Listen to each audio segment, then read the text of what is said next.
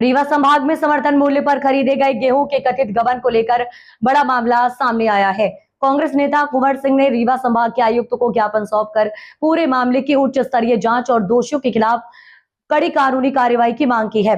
ज्ञापन में आरोप लगाया गया है कि वर्ष 2026 में समर्थन मूल्य पर खरीदे गए गेहूं में रीवा जिले के 308 टन तथा सतना जिले के 551 टन कुल 859 टन गेहूं खरीदी केंद्रों से वेयर हाउस पहुंचने से पहले ही गायब हो गया। आरोपी के अनुसार इस गेहूं की अनुमानित कीमत करीब 2 करोड़ 28 लाख रुपए है।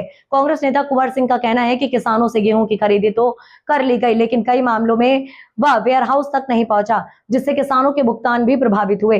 ज्ञापन में यह भी आरोप लगाया गया है कि खरीदी के दौरान गेहूं में मिट्टी कचरा मिलाने और गीला गेहूं जमा कराने जैसी अनियमितताएं लंबे समय से होती रही हैं। ज्ञापन में यह भी दावा किया गया है कि खाद्य विभाग के संयुक्त संचालक एचएस परमार द्वारा गेहूं के गायब होने की पुष्टि की जा चुकी है। साथ ही मांग की गई है कि रीवा और सतना जिले के सभी खरीदी केंद्रों की खरीदी रिकॉर्ड, परिवहन रिकॉर्ड तथा वेयरहाउस स्टॉक का मिलान कर निष्पक्ष जांच कराई जाए। ज्ञापन में यह भी आरोप लगाया गया है कि विस्तृत जांच होने पर रीवा संभाग में 100 करोड़ रुपए से अधिक की गेहूं घोटाले का खुलासा हो सकता है। कांग्रेस नेता कुंवर सिंह और कांग्रेस नेता विनोद शर्मा ने पूरे प्रकरण की आर्थिक अपराध प्रकोष्ठ ईओडब्ल्यू आर्थिक सक्षम एजेंसी से जांच कराकर दोषियों के विरुद्ध सख्त कार्रवाई की मांग की है।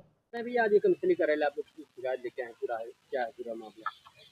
किसानों का मामला है और गेहूं खरीदी का मामला है। रीवा और संभाग में रीवा और सतना जिले में, रीवा में 308 कुंटल और सतना में 551 टन, यानी कुल मिलाकर 859 टन गेहूं गायब हो गया। किसानों की खरीदी हुई 2665 रुपए में। किसानों ने समितियों में या गेहूं खरीदी केंद्रों में जाकर अपना गेहूं बेचा और गेहूं वेयर हाउस तक नहीं पहुंचा।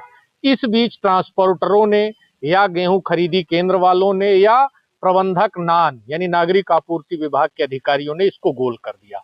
ये आरोप नहीं है, क्योंकि खाद्य मंत्री गोविंद राजपूत जी ने खुद स्वीकार किया है। और कुछ दिन पहले आप लोगों ने खबर देखी होगी कि इस जो समर्थन मूल्य पर गेहूं खरीदी होता है उस पर 40 से 50% मिट्टी मिलाकर रखा जा रहा था। गोविंद राजपूत जी जो मंत्री हैं, उन्होंने कहा कि हमको शिकायत मिली, हम इसकी पुष्टि के लिए प्रमुख सचिव खाद्य को जांच के लिए भेजे हैं। और एक अधिकारी हैं संयुक्त संचालक, उन्होंने तो इसको स्वीकार ही कर लिया है कि उपरोक्त जो गेहूं की हेराफेरी हुई है वह पूरे मध्य प्रदेश में है। लेकिन हम आपको ये खबर सिर्फ रीवा और सतना, रीवा संभाग में आज हम कमिश्नर साहब को भी ज्ञापन दिए हैं। आर्थिक अपराध ब्यूरो रीवा में भी आवेदन देकर मांग कर रहे हैं कि जो रीवा में गेहूं 559 टन यानी 859 टन यानी 8559 क्विंटल और इसकी कीमत लगभग 2 करोड़ 28 लाख रुपए के लगभग है, ये गेहूं गया कहाँ? यदि किसान बेच कर जाता है, आप वेयर हाउस तक नहीं पहुंचाते हो, ट्रांसपोर्टर खा लेते हैं, कौन खाता है इसको? कहां भ्रष्टाचार है? और जब किसान अपना गेहूं बेच कर जाएगा, पिछले 2 वर्षों से रीवा के अंदर धान के पेमेंट नहीं हुए। धान लोग समर्थन मूल्य पर बेचे, आज तक पेमेंट नहीं हुए, गेहूं पेमेंट नहीं। और देखिएगा आप, फिर से ये 859 टन गेहूं का मामला किसानों के ऊपर थोप दिया जाएगा कि आपका गेहूं खराब था, आपका गेहूं भींगा हुआ था और आपके गेहूं में क्वालिटी नहीं थी। लेकिन सच्चाई ये है कि मध्य प्रदेश नागरिक आपूर्ति निगम के अधिकारी, कर्मचारी, ट्रांसपोर्टर और गेहूं खरीदी केंद्र के अधिकारी मिलकर ये 859 टन गेहूं गोलमाल कर दिए हैं और करोड़ों का हेराफेरी किए हैं। यदि इसकी सही जांच हो जाए तो मैं दावे के साथ कह सकता हूं कि रीवा जिले में लगभग 100 करोड़ रुपए के गेहूं की हेराफेरी निकलेगी। और पूरे मध्य प्रदेश में, प्रदेश स्तर में जो सूटकेस जाता है, आज एक इंजीनियर ने स्वीकार किया सतना का कि इसी गेहूं खरीदी केंद्र में कम से कम 1000 करोड़ रुपए का घोटाला है, जो प्रमाणित है। भैया ये ज्ञापन देने आए आप लोग, क्या पूरा मामला है?